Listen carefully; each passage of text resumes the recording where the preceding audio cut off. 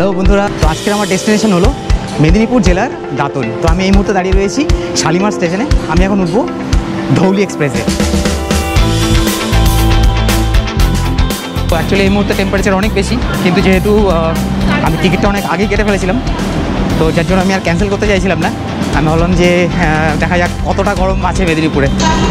9:05 বেজে গেছে, তো ট্রেন এখনই ছাড়বে। This one.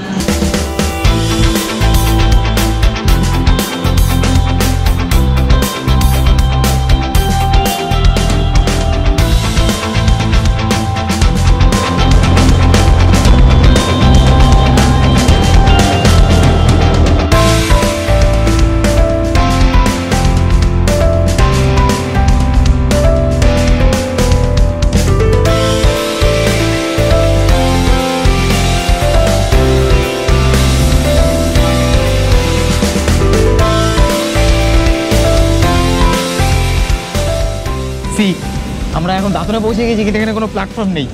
অদ্ভুত ব্যাপার, দেখুন অবস্থা। এখানে প্ল্যাটফর্ম নেই, প্ল্যাটফর্ম ওই পর্যন্ত, কিন্তু আমাদের ট্রেন দাঁড়িয়েছে এই পর্যন্ত। আমাকে নামতে হলো লাইনের ওপরে।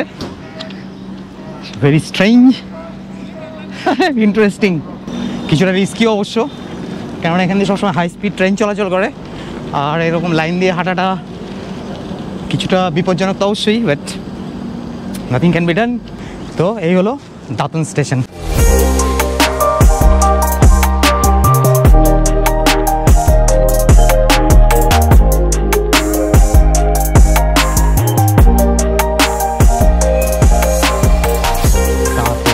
স্টেশন থেকে বেরিয়ে এই হলো টোটো স্ট্যান্ড। আমরা একটা টোটো রিজার্ভ করলাম, তো ওনার সঙ্গে আমার কথা হলো যে আমি কোন কোন জায়গা দেখবো।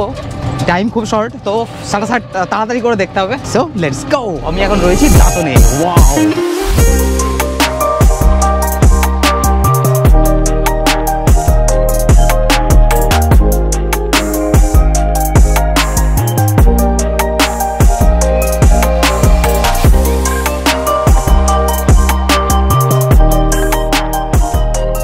তো বন্ধুরা আমরা এখন চলেছি উত্তর রায়বর নামে একটা জায়গায়।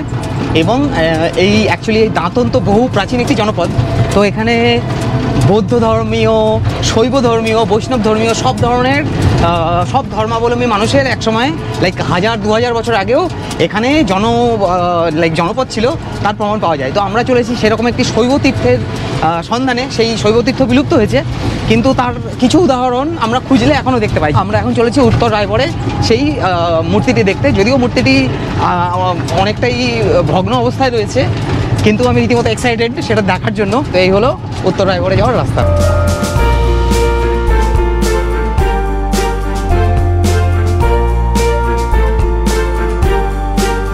তো বন্ধুরা চলে এলাম উত্তর রায়বর গ্রামের সেই শৈবাচার্যের মূর্তি দেখতে।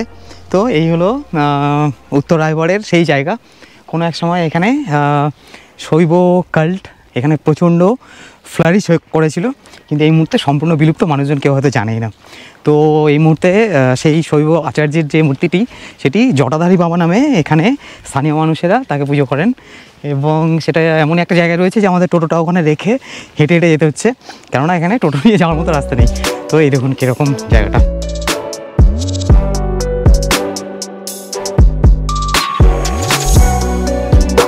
তো আমি তো আসার সময় খুব ভয় পাচ্ছিলাম, না জানি মেদিনীপুরে কত টেম্পারেচার হবে, কিন্তু এমন কিছুই নয়। কলকাতায় আমার মনে হচ্ছে বেশি গরম।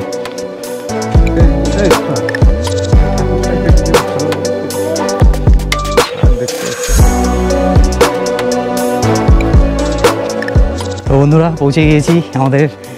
ওয়াও ম্যান, ইট ইজ অসম। কিছু একটা স্টানিং কিছু দেখার জন্য রেডি থাকুন, ওকে? ও মাই গড, সি ওই আমাদের শৈব আচার্য ওখানে আছে। চলুন আমরা কাছে গিয়ে একটু ভালো করে দেখি। একটা বিশাল বড় বট গাছ এখানে।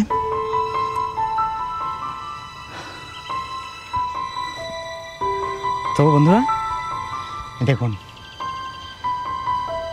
মাই গড, সো অসম।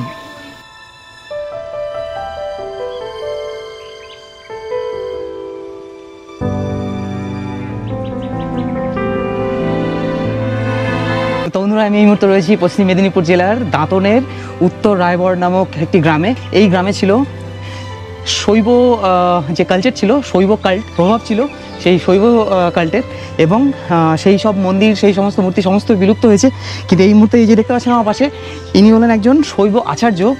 তো আমরা দেখতে পাচ্ছি এটা অ্যাকচুয়ালি পেডেস্টাল। তো ওনার মূর্তিটি এখান থেকে ভেঙে গেছে, এই যে দেখতে পাচ্ছি তার পায়ের অংশটা এখানে রয়েছে এবং মূর্তির বাকি অংশটা এখানে। তো মূর্তি, তার মাথার পাগড়ি, এগুলো দেখলে আমরা সহজেই বুঝে নিতে পারি যে এই মূর্তিটা আসলে কোনো শৈব কাল্টের অংশ। তো এই মুহূর্তে ভীষণ আশ্চর্যের যে ইতিহাসের কোনো উল্লেখ আমরা পাই না যে মন্দিরটি কে প্রতিষ্ঠা করেছিলেন বা কোথায় ছিল এই মন্দিরটি, কিছুই জানা যায় না। শুধুমাত্র এই মূর্তি দুটি এখনও এই উত্তর রায়বর গ্রামে অক্ষত অবস্থায় রয়েছে। অক্ষত নেই যদিও, ভেঙে গিয়েছে, বাট স্টিল আমরা বুঝতে পারি যে অ্যাকচুয়ালি মূর্তিটি কার এবং এটা কোন কাল্টের সঙ্গে এটা জড়িত। তো এটা ভীষণ ইন্টারেস্টিং, এবং এই দাঁতন যে প্রায় 1000-2000 বছরের ইতিহাস এই দাঁতন গ্রামের সঙ্গে জড়িয়ে রয়েছে, এগুলি হচ্ছে তার প্রমাণ। তো খুব ভালো লাগলো পশ্চিমবঙ্গে যে এরকম একটি শৈব আচার্যের মূর্তি এরকম জায়গায় রয়েছে, এবং আমি সেটা দেখতে পেরে নিজেকে খুব ভাগ্যবান মনে করছি। আমি অনেক থ্যাঙ্কস টু গড।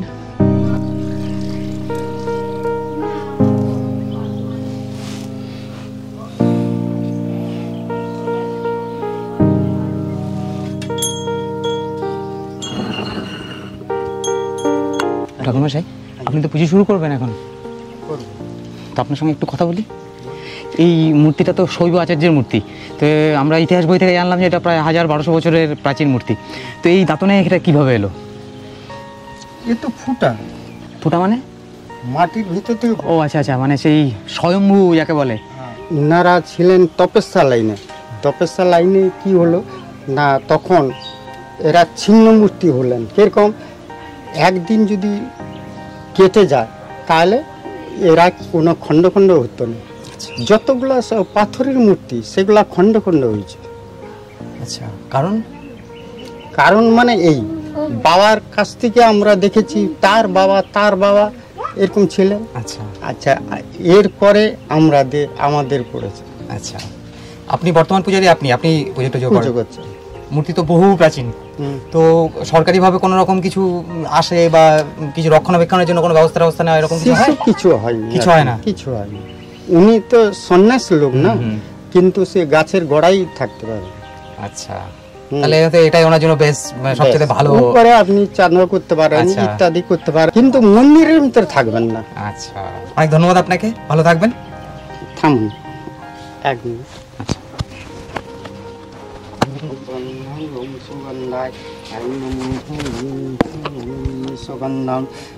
সুগন্ধায় আই নমঃ ওং সুগন্ধায় ওং গন্ধদ্বারা দুর্বিষ্ণুবে নমঃ ওং। চান আছে, চান করা আছে? হ্যাঁ হ্যাঁ, সকালবেলা স্নান করে। ওং সুগন্ধায় আই নমঃ। পণ্ডিত মশাই আমাকে আশীর্বাদ করে দিয়েছেন, আমাদের শৈব আচার্যের আশীর্বাদ আমি নিয়ে এখন বাড়ি যাচ্ছি। অনেক ধন্যবাদ পণ্ডিত মশাই, ভালো থাকবেন।